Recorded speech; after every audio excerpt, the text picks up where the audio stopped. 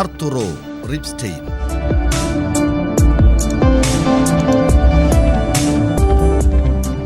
Mexican സിനിമയിലെ പ്രതിഭാധനനായ ഈ സംവിധായകനെ എക്കാലത്തെയും മികച്ച സിനിമകളുടെ സൃഷ്ടാവായാണ് ആരാധകർ കാണുന്നത്. അഭംഗിയുടെ സൗന്ദര്യം പ്രേക്ഷക മനസ്സിലേക്ക് പകർന്ന ഈ ചലച്ചിത്രകാരന്റെ സൃഷ്ടികളും അവയിലെ കഥാപാത്രങ്ങളും സ്വയം ഒറ്റപ്പെട്ടു പോകുന്ന മനുഷ്യരുടെ വൈകാരിക തലങ്ങളിൽ അവരറിയാതെ സൃഷ്ടിക്കപ്പെടുന്ന ആത്മനൊമ്പരങ്ങളുമാണ് വരച്ചു കാട്ടുന്നത്. കാലഘട്ടത്തിനനുസരിച്ച് തന്റെ സൃഷ്ടിയിലും വ്യത്യസ്തത കൊണ്ടുവരാൻ എല്ലായ്പ്പോഴും ആർത്തുറോ ശ്രമിച്ചുകൊണ്ടേയിരിക്കുന്നു.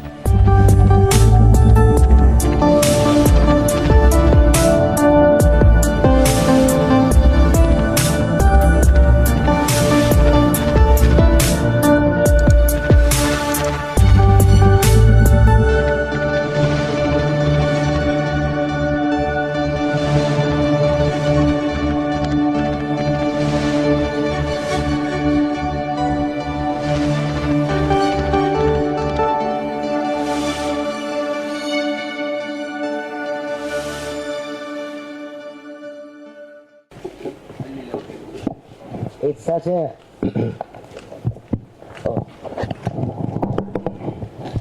it's such a pleasure and an honor to have Arturo Ripstein with us here today. Some years ago, Iffk did a homage to him with several of his films. I think it was in 2009, if I remember correctly. And he wasn't able to come because he was shooting a film. So this year, he's here as president of the jury and an honored guest of the Iffk. And I'm very happy to be here on stage to do a conversation with him. We've known each other a very long time, so it's really a great pleasure. But before we start, I would like to ask Paz Alicia Garciadiego to join us on the stage. She's not only the scriptwriter of a large number of his films, but she also happens to be his wife. And I think it's very interesting to discover how this relationship works. Are you writer and director? Are you husband and wife? How well do you get on professionally, personally? Of course I know how well they get on, but how does it work? But we'll start first with a question to Arturo Ripstein. You know, his films, a lot of people find very, sometimes difficult to digest because they are so unique, so different from the normal kind of films that people make. And he once said that all art is painful, pained by humanity. And that must be the reason why the films he makes are so painful, and because his films are works of art. And I would like to ask him to just tell us how he started in this world, and then we'll go on to how he makes the kind of films he makes. So may I ask you, Arturo, to please say how you came into the world of film. Thank you. First of all, thank you all for joining us. Thank you, Aruna.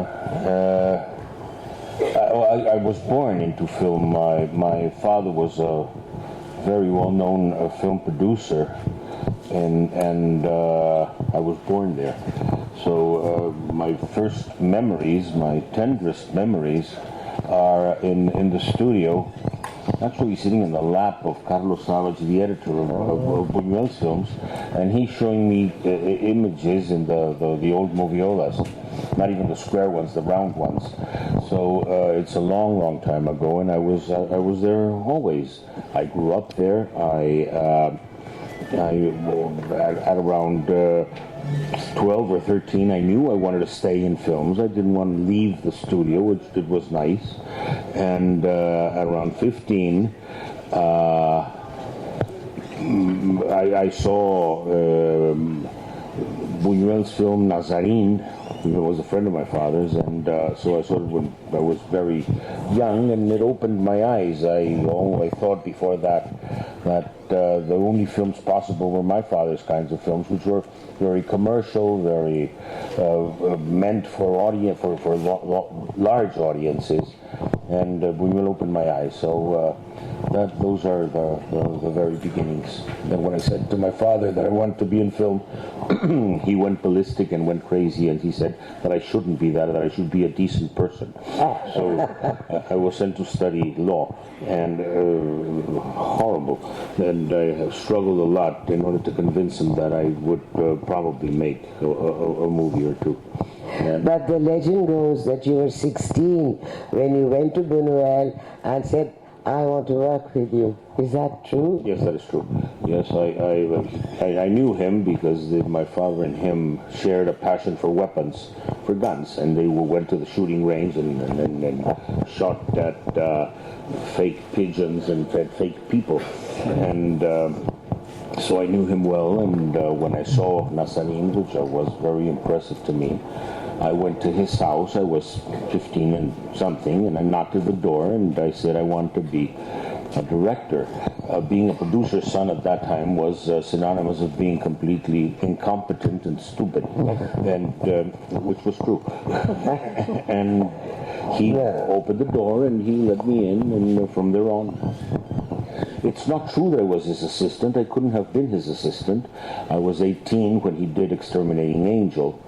I only asked for permission to see him work, but then the Wikipedia came in and stuck the phrase that I was his assistant. I was not. I was just his admirer, which is... I think you said at that time there were no film schools, there was no way to study filmmaking, so the only way you could learn was to watch someone filming, be on the set. There was no film school in Mexico then, so you learned the craft by watching films, watching as many as you could. I went to the movies every day, and reading about films, and I, being the producer's son, had the privilege of being able to get into the stages and see them work.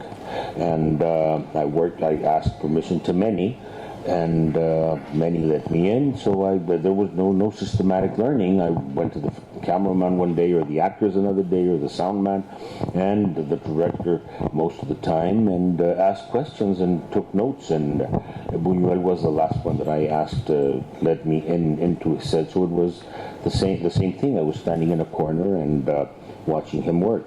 At a given point, he gave me a task, and that was to carry his briefcase. So that's what I did. My assistantship was carrying his briefcase. Well, that's not a bad assistantship when you follow the director around everywhere and you see how he tackles his work and how he tackles the actors. But you were only 21 when you made your very first film, and that was A Time to Die, based on a novel by Marquez. Not really based on a novel. It's Garcia Marquez's first screenplay written especially for film. It was never written in another genre. It was always a screenplay, and he had adapted one novel by Rulfo before, and then we went to work with this one, and it was an original screenplay, which was wonderful. Working with Garcia Marquez then was fantastic. He was not the Garcia Marquez that he is now. He hadn't written the great novels that would make him so enormously famous. So it was very pleasant to work with Garcia Marquez then. After that, he became very, very famous, and very, very hard to work with. Not me, everybody. Yes, we'll come back to that as we go along, because I'd like you to talk about that also a little bit, because you did do another film with him on his script many years later. That's right. But I would like to say then, you started at 21, which is an amazing young age to do. I've seen the film, and I think it's absolutely remarkable for a young man of that age to make a film like that. But already you see in it the seeds of the kind of work you were to do later. So how did you go about it at 21? It certainly wasn't easy, because I had no real training. So I didn't know what to do. So the morning of the first day of shooting, I remember going out of it. We were in a little town outside of Mexico City, far away from Mexico City, and the stage was set, and we were having breakfast in the hotel where we stayed, and I remember, and the set was right immediately outside of the hotel. So I remember having breakfast with Garcia Marquez and going out there, and we both stood at the door of the restaurant and looked at the stage, and we just sort of paralyzed. And I remember holding his hand, and he holding my hand very strongly, and we walked slowly together towards the set. And I asked, I said, "Where do I put the camera?" So he turned around and said, "Well, that's easy. Wherever you want the thing to be seen from." That was my explanation. That was my lesson, and I've tried to do that now for 50 years. But if ever you get a chance to see that film, it's really quite remarkable. I saw it again last year, and I thought, this is fantastic. No, and then before you came into his life later, but I'd like him to just talk a little about then what happened after A Time to Die. How was the film received? Was your father the producer? Was he happy with it? And where did you go from there? Yeah, my father was a producer, yes. Happy? I'm not sure that he was happy. He wanted me to be a commercial director. He wanted me to make a cowboy movie, and I didn't want to make it. So it was a big struggle. It wasn't easy. Never easy to work with your father. So if somebody has a father here, don't work with him. And so it was difficult. From there on, well, I went my way and started looking for. Started my very long way of cheating people and telling them that I was going to do a good film next time. And some fell for it and actually helped me make films. And I've been doing this for many years now. Then, from then, I only know about Castle of Purity, which came some years later. But how did the progression happen? What was the next step after Time to Die? Well, after Time to Die, I made two more films, and sorry, I forgot to put it on silence. And my third film was Castle of Purity. It actually was a case that was in the papers in Mexico, and it was very famous about a man that keeps his family locked inside a house for 18 years and won't let them out. So it was quite well known, and I was asked by a great big actress of the time to do the film. Actually, she asked Bunuel to do it, and Bunuel said, "No, let the brat do it." And I went to do the film then, and I adapted it with one of the great writers of Latin America, who's Jose Emilio Pacheco. I always I have a good eye for writers. I always like to work with writers and not screenwriters, not the technical screenplay writers, but it was much better for me to write with novelists of the caliber of Garcia Marquez, and from there on I found it much more stimulating. And whatever technical things were in the script, I would do, but I would let them really do the difficult work, which was writing. I never had the penchant for it or the instrument, but I always thought that working with a writer was better than writing with a screenwriter who has a certain bias for what should be good or what should not. Writers are innocent of this, and they just write whatever they think is best. And I wrote with really wonderful writers throughout my life, but then one day I came I got to meet Paz Alicia Garciadiego, and we talked, and she told me stories about her family, and the family in Mexico owned a crocodile, which is ridiculous. But there's very few crocodiles in Mexico, and of course not where she said they were, but it was so fantastically told that you believed it. So I said, why don't you write a screenplay for me? And as she has been saying for the last 28 years now, the first thing she said is no. And so I had to convince her thoroughly to go about writing my first screenplay, and ever since I met her, I knew that I was really good at choosing writers. She was so good that I told her, let's not waste paper in the fax machine, why don't you come over and live with me? And that started it all. But then your films have a very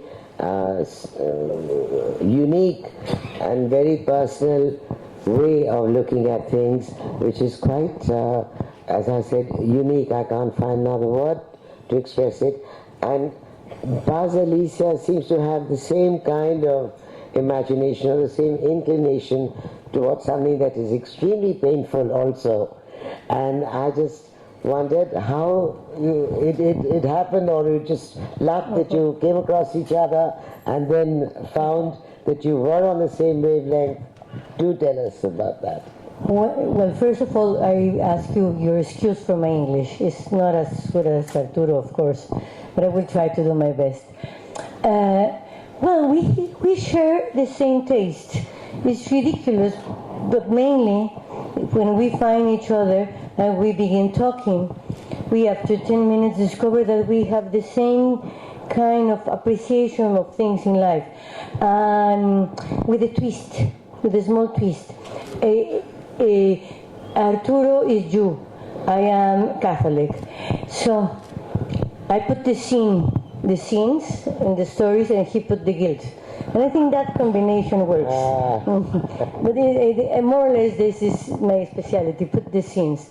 Sin, just sin, not sin. Sin. Sin. Okay, put the sin. One per movie. Okay, one per movie. No, but I do believe the best way to understand human being, and I am going back to the Bible and to the Genesis, is mankind appears when they commit the first sin. Okay, so what's really in the flesh of the human beings is the sin. So that's what I want to talk about it. I always prefer the dark side of human being. You always prefer that. So before you met Arturo, what were you writing before you met him? Oh no, I have just started. I have a long career before that in social science, and I was history teacher and things like that. But you were not writing fiction. I began to write fiction a little in advance, like 2 or 3 years in advance of my first collaboration with Arturo, but for TV, for the equivalent of PBS, cultural TV, because I knew history. So yeah, I was always approached as a person who know Mexican history, and for children. But for TV, you would have to write something more popular, something more easily accessible, something that would please the audience, not shake and disturb the audience like all the films you've done together do, because they leave you feeling deeply disturbed inside and leave you thinking, and the thought doesn't go away from your mind for the longest time after you've seen a film that he has directed and Paz Alicia has written. Do you really like us, Aruna? I love you. I do, because it makes you think. It makes you not just say, oh, what a lovely evening, oh, a lovely film, and go off and have a drink. But these films don't leave your mind, and it makes you look within yourself to say, am I also like that? I should be thinking about that? Should I change my way of looking at things? We come from a country like you're in, of survivors. It's a country of people. The people that I like the most in my country are the people who are at the end of the road. I find to be the most photographable and to be the most plausible for our idea of what a story should be like. Photographing the richer classes in Mexico has never been able to do it. So I go with the more desperate classes, the ones that do not need to think about vacations, or they need to think of not only what to eat the next day, but how to survive, how to breathe the next day. And that my country gives it to me very, very constantly. It is the training that we have. We visit all the possible avenues of our city, which is enormous, and there we get most of our inspiration, and people there are formidable, because even though they suffer, they always have time to joke and have a laugh and get drunk and hit the wife. Yeah, we have the place outside. Yes, yes. No, you didn't hear what he said. And hit the wife. I heard him and I overlooked it. No, these kind of characters are always with the flesh outside.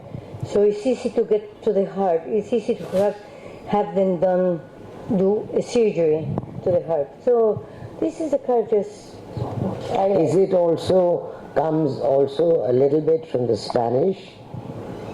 From the Spanish language?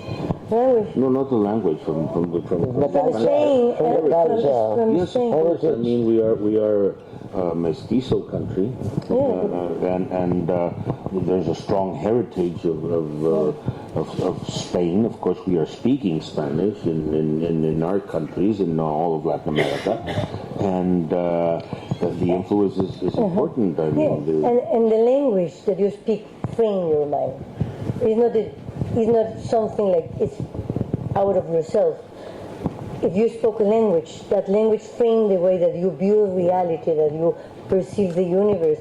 And of course, Spanish and Spain are very important for us. I feel that Goya is part of our inheritance. And even before the picaresque novels and things like that, being on a par with delinquency and smiling at it is very frequent in us. Oh, what do you mean being on par with delinquency? Well, in the picaresque novels, the characters were all sort of delinquent. The sense that corruptions and sins are all right are linked to the sense of nationality since Mexico began. Is that? Yeah, not sure. We're also a colonial country. We're colonial for quite a while. We haven't been colonial for 200 years only, and we were colonial for 100 before that. So you understand what we feel like about freedom, liberty, and watching and always looking upstairs and things like that. Yes. And I suppose Catholicism has a lot to do also with the way you look at. Yes, of course. I imagine that. Yes, I am not able to see it so far outside. No, but it's within you. You grow up with that. Yes. I was raised by the nuns. I was in a very Catholic surround, and yes, of course. I feel very much at home in all the Mediterranean countries. We are countries of sinners and drinkers, and Ireland. So yes, that's my universe. Yes, of course. I'm going to just quote something that you're supposed to have said, that even though Arturo Ripstein is the most renowned and lauded Mexican director internationally, he has said, when he was asked why he was nobody's favorite director, why are you nobody's favorite director? And his answer was, I'm quoting, my films are no one's favorites, and that's very comforting. I don't have to cater to an audience. I can do whatever I feel like doing, and so I remain no one's favorite director. That's my peace of mind. I've had the privilege of being somewhat like an unbearable, bitter old man who speaks ill of everyone with a great deal of ease. This is what you're supposed to have said. That is exactly what I said. Yes, those are my words. Yes. But why? You had a very happy childhood. You had a father who supported you in what you wanted to do. No, he didn't. But why he let you make your first film? That's right, but reluctantly. But he let you do it. That's right. And so why this anguish?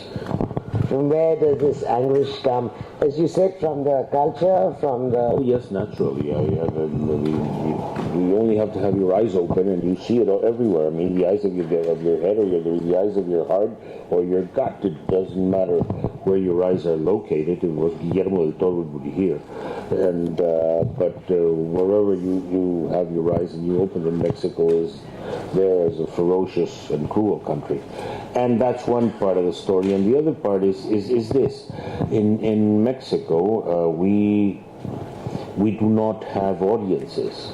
There's no, whomever you ask and you say, give me the list of your 10 favorite directors ever, no Latin Americans or Spanish will ever enter that list except Buñuel. Oh. It may be Almodóvar in some No, cases. not But, even. yeah, maybe. But Yeah. whenever you ask anybody, give me your 10 best, the 10 directors you like the most.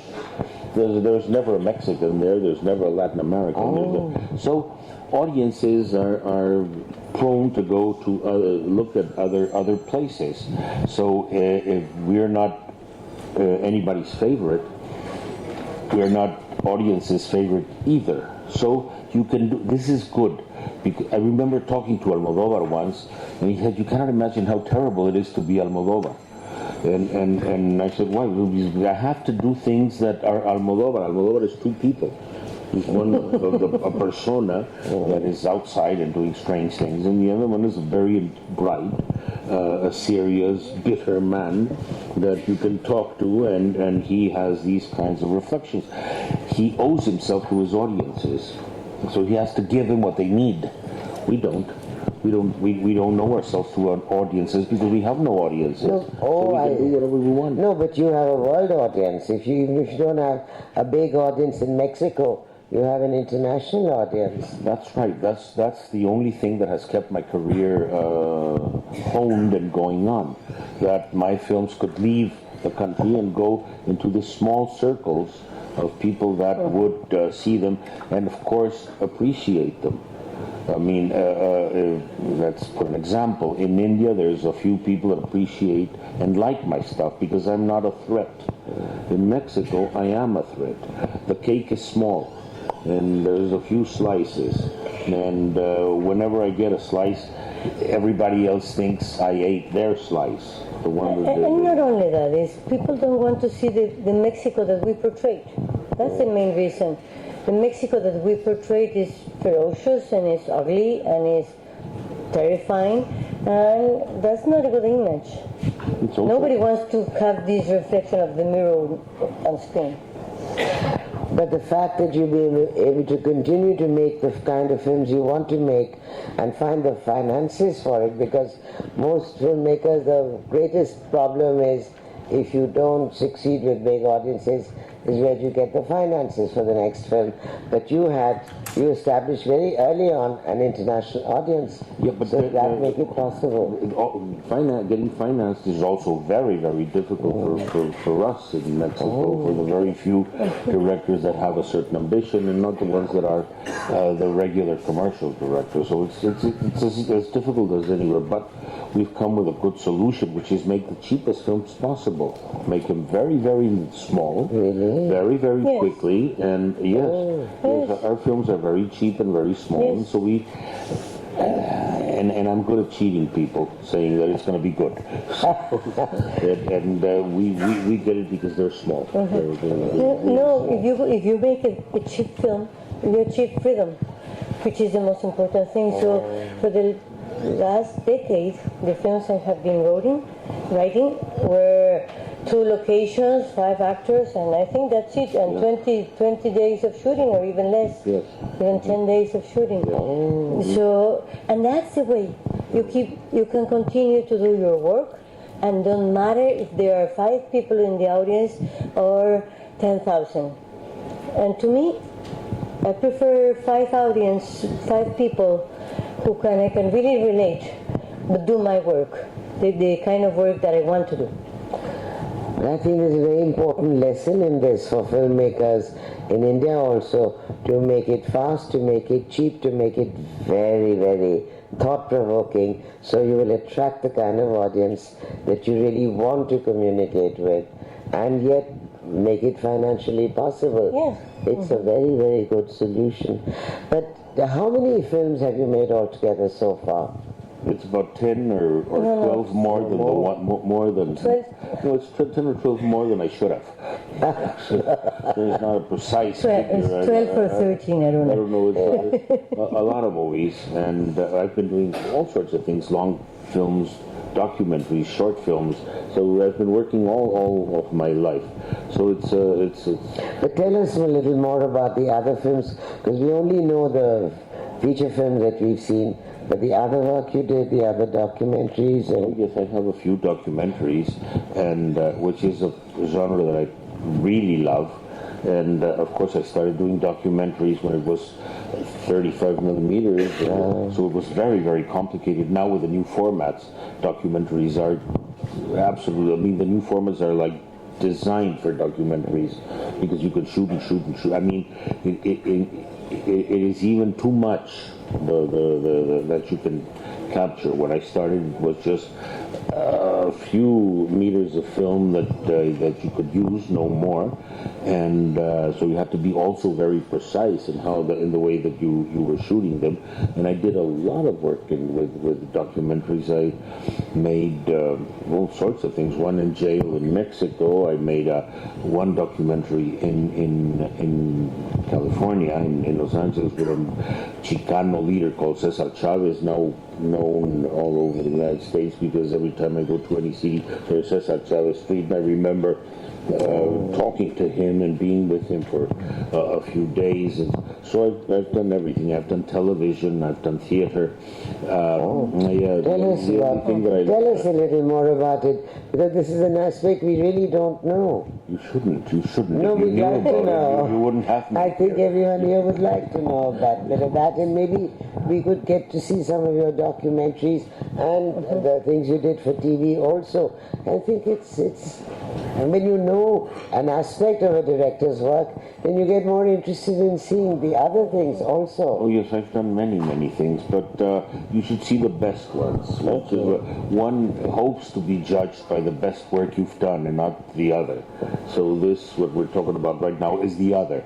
No, but the documentaries which you said you love. Oh yeah, And you have made a very good documentary. Love it. Yes, we've made a few documentaries that are very interesting, and this one about jail was fascinating because it was a jail that was being closed down, and so they asked us to go and shoot a documentary inside the jail. So we were there for a couple of months at least, shooting this, which was fascinating. And of course, within the reach of the document of what we were talking about, we went into the political prisoner cells, and it was very complicated to get in, but then we got in, and we talked to only 4 young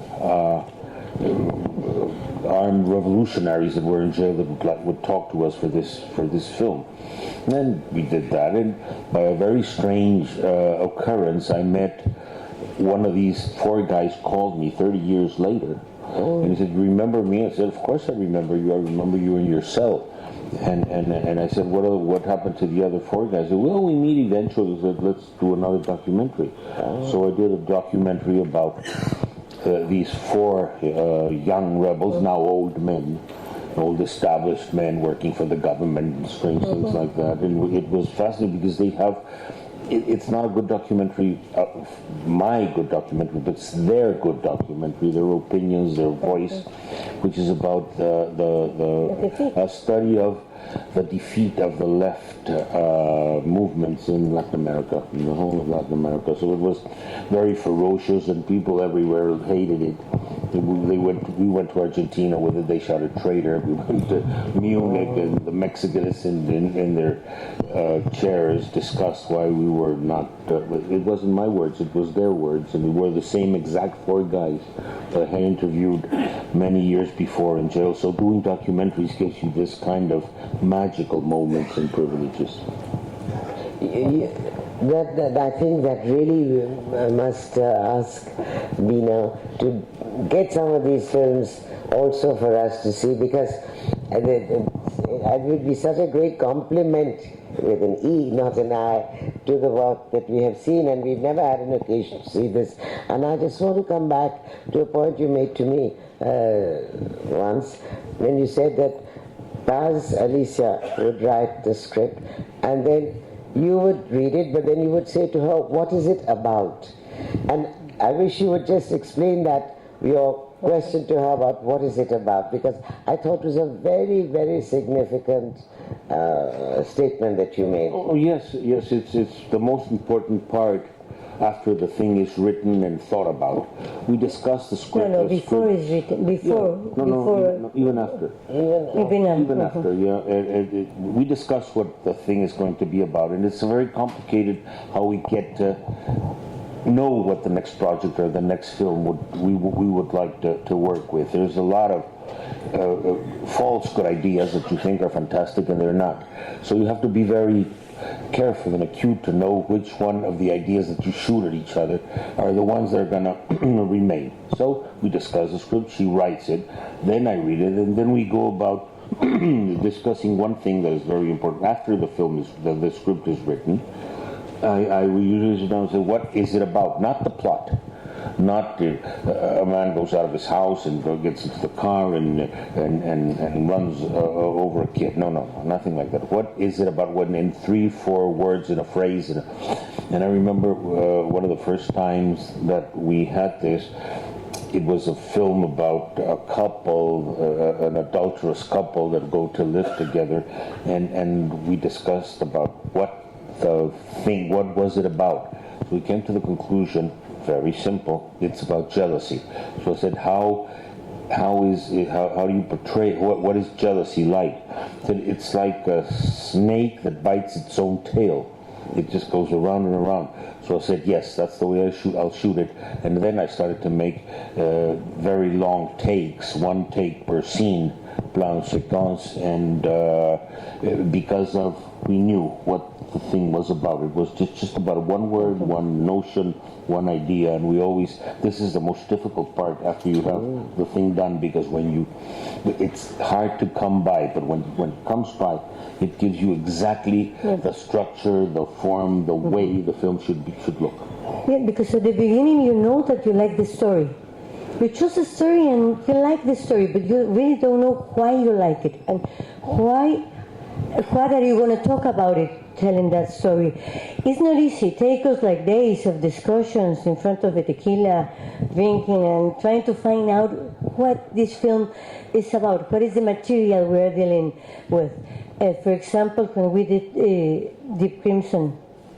Deep Crimson is a story of criminals. You can write it from a very different angles. The most obvious one is the policia, like the police, from the police side. A murder mystery kind of thing. Yes, more or less. And then we discovered that what we really like about the film, the story, is that she was fat and defeated, and he was bold and defeated. So the strange love story about two defeated human beings, asked for amour fou, crazy love. Amour fou. L'amour fou. So mad love, crazy love. Yeah, mad love. So the film is shooting through that optical, and that's the only one who prevails. So by the end, it's not the story about criminals; it's a love story. That's a very interesting perspective. It's very important for screenplay writers and directors to know what it's about, because then you will not dwindle and you will not get lost.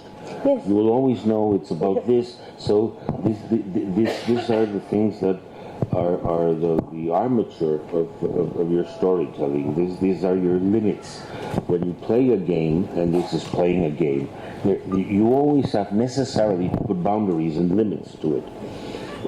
making a movie, making art in general, is not like doing whatever you have to. It's doing exactly what you have put into the boundaries that you have marked for yourself.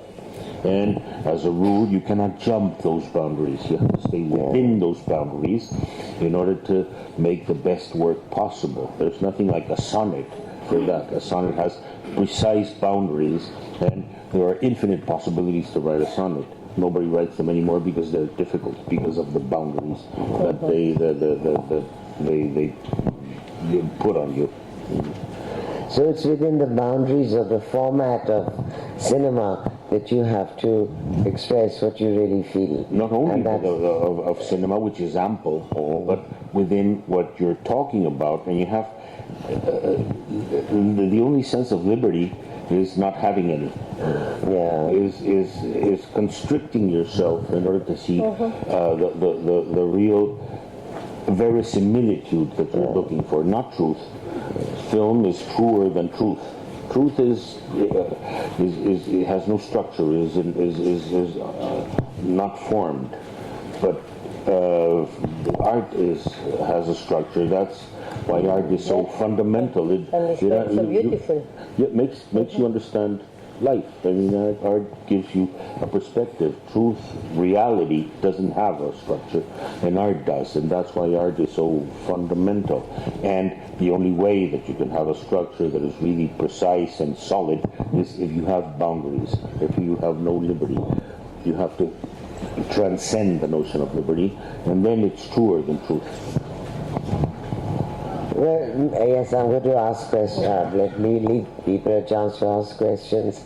There's so much more that we can carry on, but I think people here would like to also have an opportunity to ask you what they would like to. So, yes.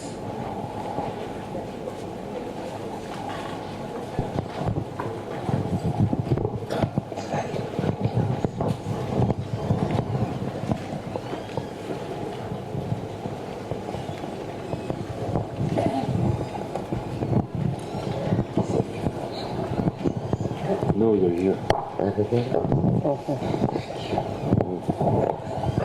Yes, please.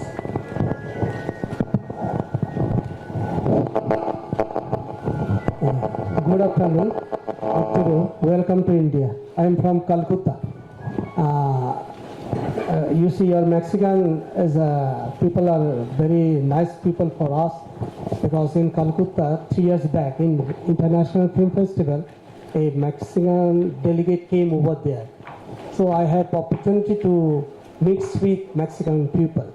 We are very much grateful to you for your chili, hot chili, because it is imported to India. We don't have our own chili. So nowadays what we are eating, that is the Mexican chilies, no Indian chilies. So we are grateful for that. Anyway, in your country, historically, there is a migration problem. Means those who are Mexican want to make their future enter to the America, but these niggers and other white people are also killed by the American police and as well as their army. Secondly, you have a very food scarcity over there. Even you eat the cactus essence, cactus which are also imported from your country, and it is also got to you. So there are a lot of symbolic attempts and attributes in your country, and it is full of treasures of cinematics, symbols and languages. Still now, after say your periods, means representing that new realism, whatever be the case, or new wave in your Mexican films, post-Mexican films are not too much attractive to the Indian people. Nowadays, why it is the reason that you could not able to contribute the world cinema, the good films from Mexico? Thank you. No, I didn't. I understood your comments, and I thank you for the chili bit. It's true. it's not only the chili the chili that is eaten in India. All the chili in the world started in Mexico.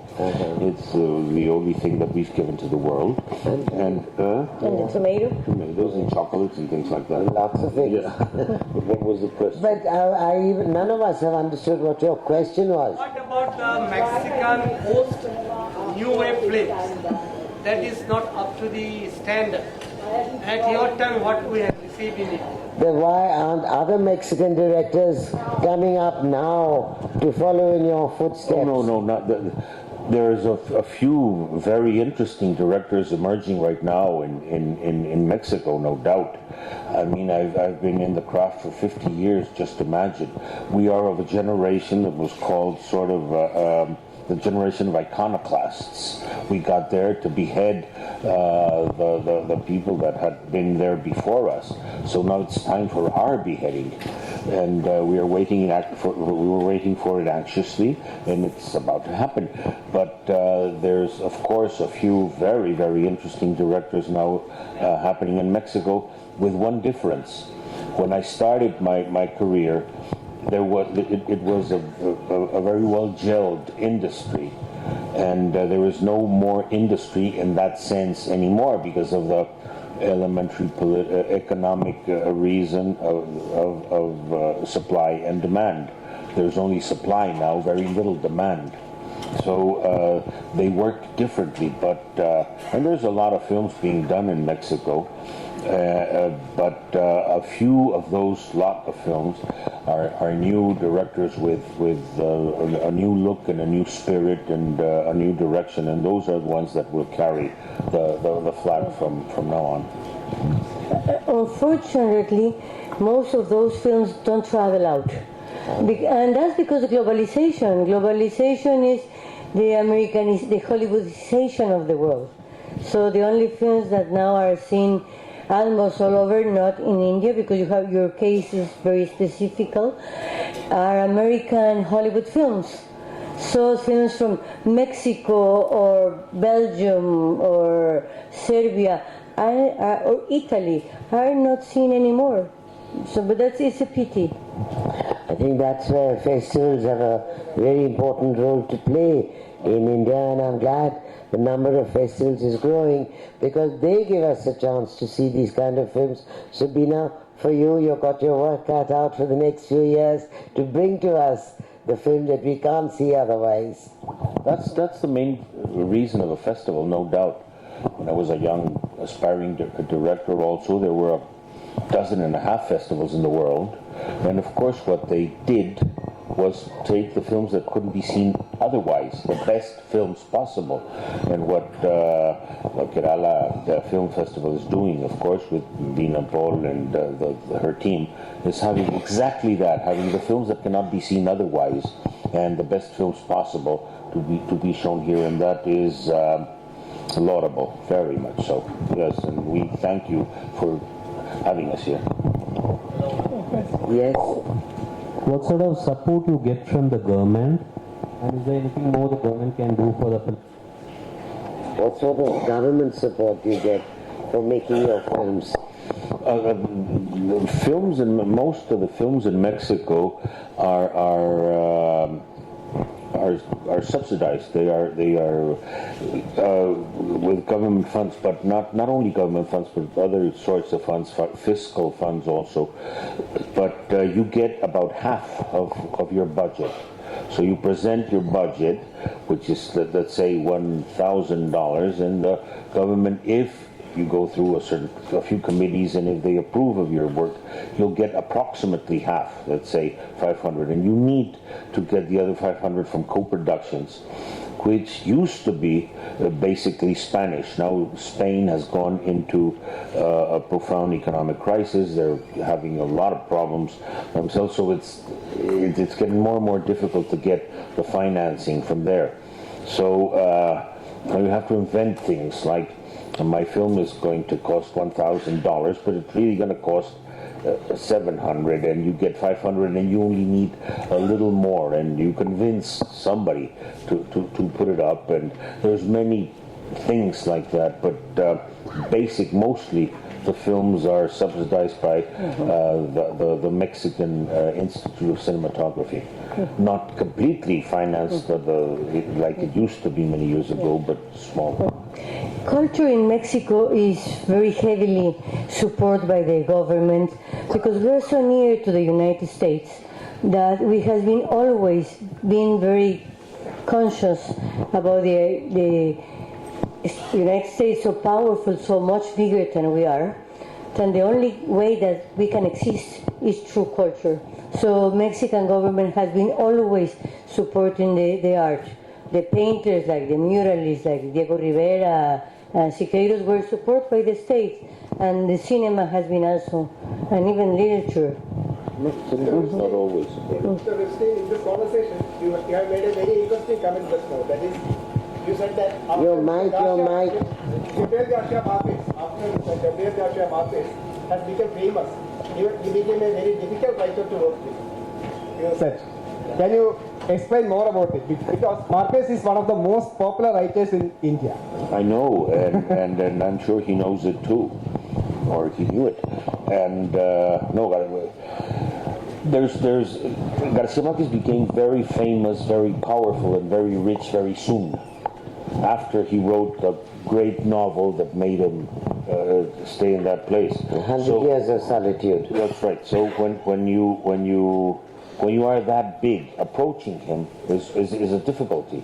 Garcia Marquez, just like Almodóvar, were like rock stars, not like a writer and a director. When Garcia Marquez went to a restaurant, people around him went asking for autographs and photographs, and he couldn't go anywhere because he was mobbed by adoring fans. So getting to work with him, near him, having spent a little bit of his time. When you write a script, it's very time-consuming and it's very intense. And at a given point, he became bigger than the intensity that films needed. He diverted to films later on, but through the school in Cuba and through a lot of people that worked his ideas with other directors, and that sort of thing going around wasn't easy because he was too big. He went into a completely different notion of league. He became world famous, and we're small. Well, that's relative. But you did do another film with him. Yes, I did do another film with him. We at that time we hadn't done many work. We hadn't done work together in many years, and he called me and said, "I want you to do El Coronel." He produced the film, which is the film that was shown here, and I said yes for a few reasons. One of the reasons was that I liked the novel very much. No one writes to the Colonel. That's right, and thank you. And then Garcia Marquez said, "I will not intervene in the writing of the script. I will not intervene in the choosing of the actors. I will not be in the shooting of the film. I will not see the development of the process. I will see the film only when it's finished."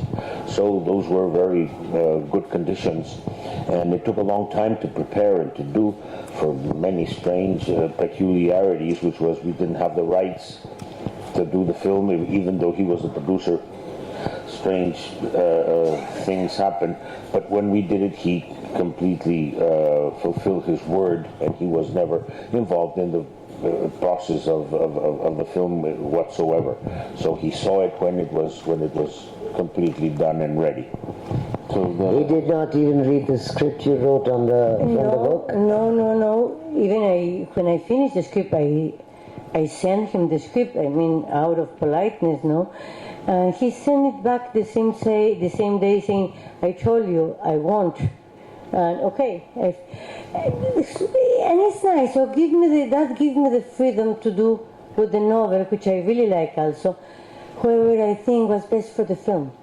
Because when you make an adaptation, you really have to have all the freedom to be honest, to destroy the novel.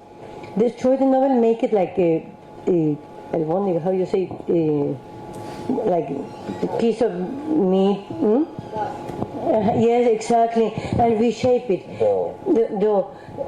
Cinema and literature, who seems to be so close together, linked together, it's a false notion. And they have two absolutely different, radically different way of your structure that you can handle them. So you have to destroy the novel. And Garcia Marquez's attitude allowed me to do what I think was the best for the film. In this case, I was closer to the novel than in other adaptations, because I like very much the elegance of the story, the simplicity of the story, who need almost no makeup. And I want to keep that, but I do change things. But we changed the view. Instead of focusing in the bureaucratic man who waits and the bureaucracy to overwhelm the old guy, we focus on the couple, which was in the novel, but subdued, almost hidden.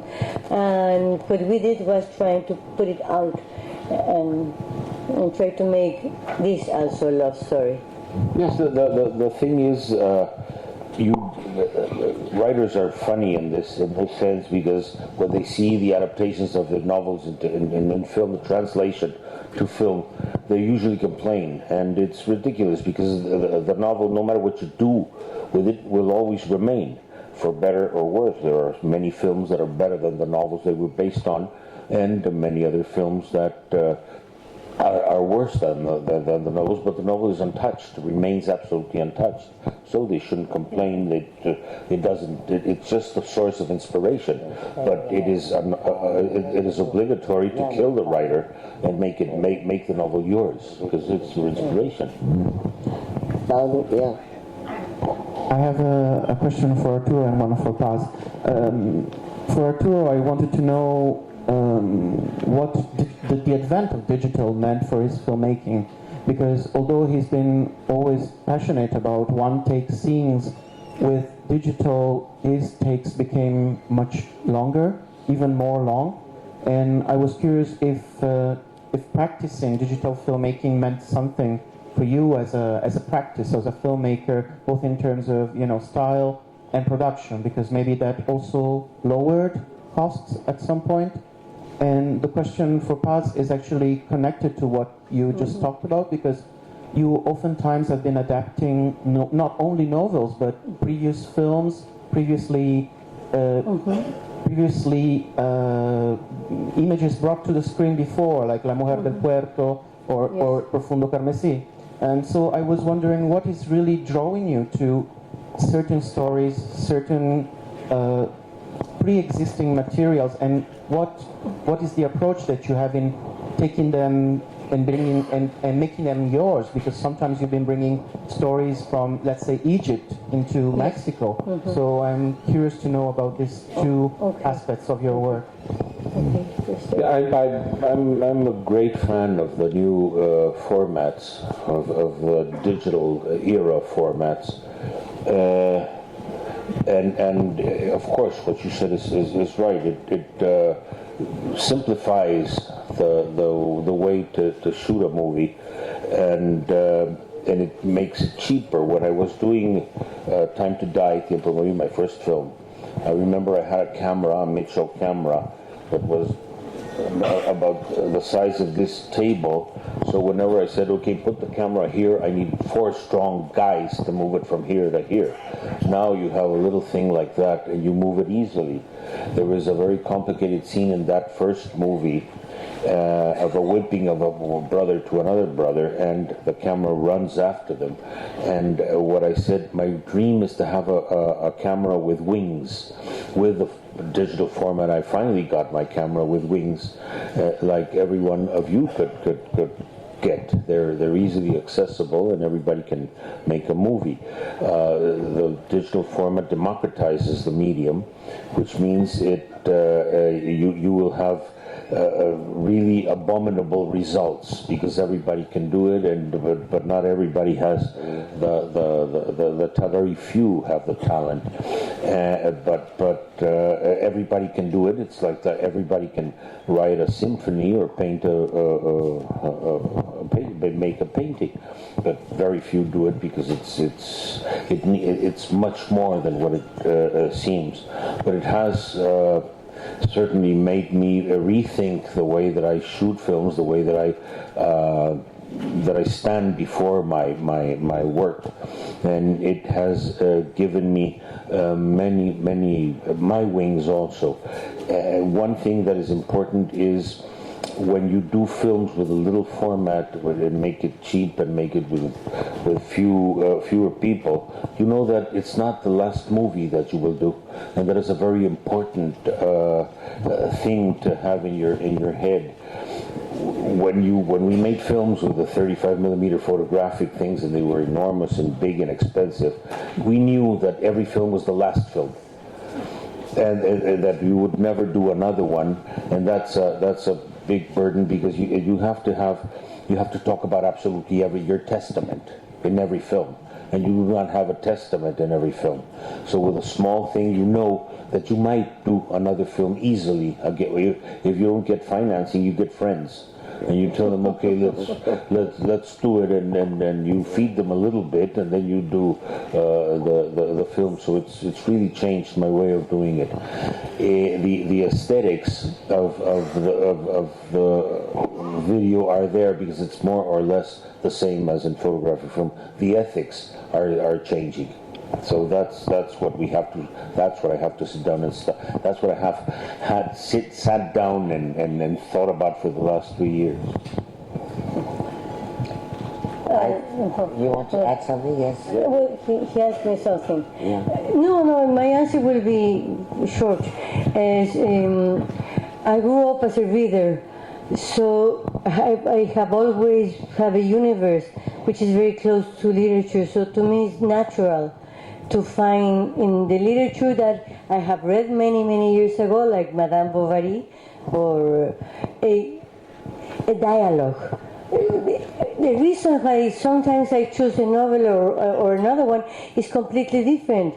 When I made the Mahfouz, the Egyptian Nobel Prize adaptation, that was basically because I fell in love with the beginning and the end. I fell in love with that novel and with the ending of the novel, madly in love. Instead, when I chose to do an adaptation of Madame Bovary, I like very much the novel, of course, but I hate Madame Bovary. I hate Emma Bovary. I think she's an obnoxious petty little woman, which I never want to be sitting next in a dinner. And so I want to have a small little dialogue with Flaubert. So you have different approaches, no? Sometimes, or in some cases, like in The Prince, Arturo told me the story of this very famous case, but he knew the story long before the Leonard Castle made the film. So we went to the archives, we were in the States. We were to the archives to read the newspaper, and after that, like 2 months after that, I saw the film, and I made a commitment to myself is become amnesic.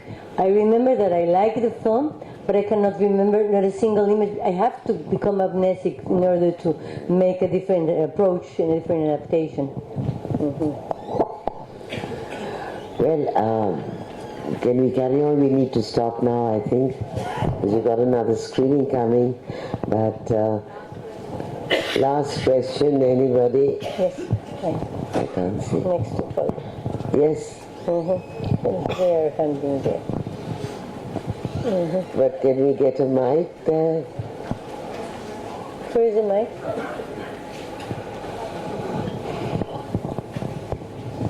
Up there. Okay. Oh, it wasn't a question.